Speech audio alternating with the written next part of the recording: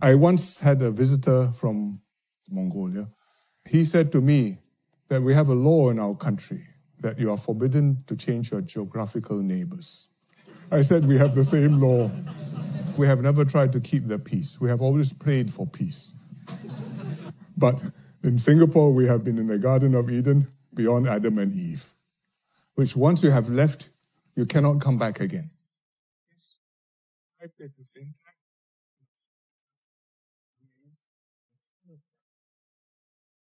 thank you very much. A great address, and Navi, because people were not sure what was going to happen. Are you going to lock down? What are going to be sort of?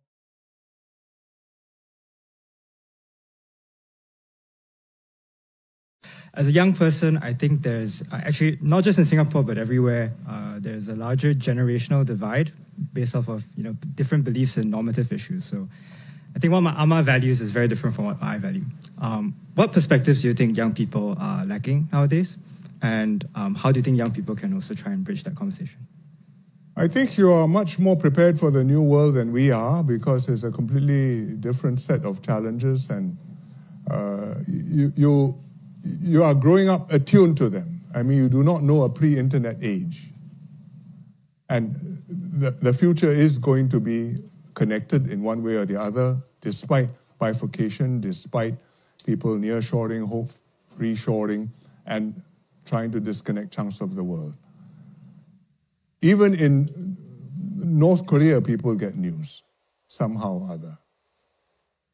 So I think for the new world, the young will be growing up as digital natives, much more prepared for it than my generation can start to be now. We are trying our best not to be swamped and left behind and to keep up, but to be not just keeping up and ahead, you have to be a young person. What you do need to know is that certain things which your parents believe or your grandparents believe are actually true. And remain true. The world has completely changed, but race, language, and religion remain fundamental driving atavistic forces which are very powerful, that there are big countries and small countries, and Singapore is always going to be a small country, that we have different ways of making a living, but we will always have to make a living, and our neighbors will always be bigger neighbors than us, whom we will do our best to make friends with. I once had a visitor from Mongolia, and he said to me that we have a law in our country that you are forbidden to change your geographical neighbors. I said we have the same law. They've got Russia and China as their best friends. We have Indonesia and Malaysia as our nearest neighbors and good friends. And it is going to be like this for all time. We are different from them. They are different from us. We can benefit from them and they can benefit from us. But there are also differences in perspectives which are quite deep-seated because we're just strategically in a different situation. And we have to be able to manage them. And I think young people particularly have to understand this. It is not so easy. It's not so easy to do, and it's not so easy to understand. Every country operates in an international environment, including the United States of America.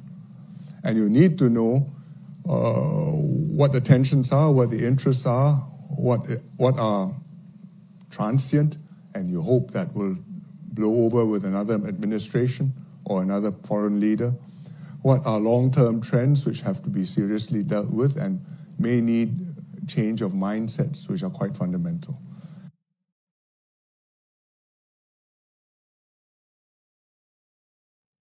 The last area, which maybe is capstone, is you need to understand some politics. How do you get into a position where you are able to make things happen in the country?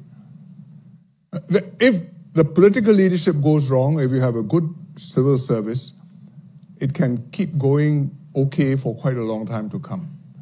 If you never have had a good political leadership and you have a strong civil service, you can go okay as long as it's straight and level and you don't fly into a crisis. If you're in a crisis and you must switch off the autopilot and take hold of the controls, you have a problem. So actually, our model is that the political leadership has to understand what it is to govern. It's not just for you to make speeches. It's not just for you to be the PR face. It's not just for you to read the script which you have been drafted, write it, decide the content, set the direction, and make it happen. And how to get into such a political situation may or may not be possible in every country, but to understand how politics works and therefore how within that environment public officers can make a contribution, I think is important. Probably the most important of all.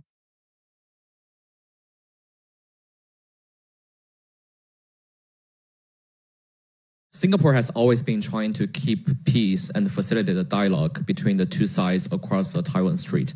Do you view the possibility that the PRC using war to reunify with Taiwan will increase in the next Trump presidency, considering he's more flexible in negotiation? If so, how Singapore react trying to keep peace between the two sides from the Taiwan Strait, as she always did in history? Well, first of all, we have never tried to keep the peace. We have always prayed for peace. It's a big difference.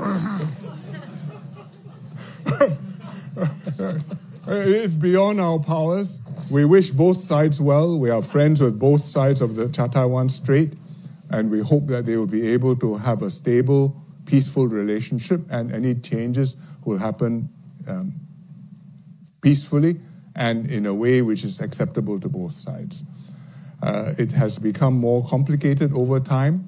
I do not know how it will evolve in the next 4 years, but this is a dynamic which has longer than a 4-year horizon, and I don't believe the views which are sometimes expressed to say 2028 or some year like that is crucial, and therefore something is about to happen in the next term of the US government.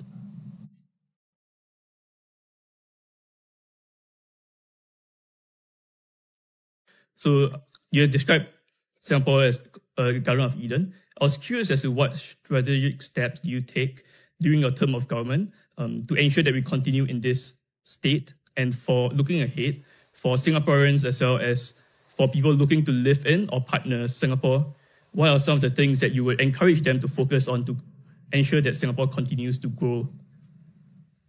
Well, it depends mainly on us. I say Garden of Eden because it's a state where you are in, which once you have left, you cannot come back again. And I try to explain to you why where we are is highly path dependent, and dependent in particular on what happened in the first few years of our nation building journey. And because we have been able to build on that and maintain that, we have stayed in the Garden of Eden for more than one generation. If you go back to Genesis, that's kind of a contradiction in terms. But in Singapore, we have been in the Garden of Eden beyond Adam and Eve. And the way to stay there is to continue to have good government, continue to have good policies, continue to get new generations of capable and committed people into government to lead the population, and to have the population well looked after, at the same time understanding the realities of what our stability and prosperity depends on, and how we need to work together to keep it like this. Of course, you also have to understand that it is quite unusual for it to be like this. And if you break from this and you go to become a normal country, you will have the problems which normal countries have, and you cannot come back to where you are again, ever. And I've tried to do that. I think over 20 years, pursued all kinds of policies. I've brought in every election new teams of members of parliament, new potential ministers, tried them out. Some have stayed on, some have gone on to other illustrious careers, and kept the team up to date to the best of my ability, and been able to hand over country stable, in good order, to a team ready to take over. And now they have to do it and keep on doing it in the same way. But nothing is forever. Nobody can say, here's a formula and it will work for, never mind eternity, but even for the next 50 years. There's no such formula. But if you ask me, between buying insurance in case you fall out of the Garden of Eden and investing in this so that it continues to work well, I say don't spread your bets. Focus, make sure this works. We've done it before, and if you keep on making it working, all the troubles in the world, well, we can sit here. We won't be immune from them, but I think we can keep ourselves safe from them.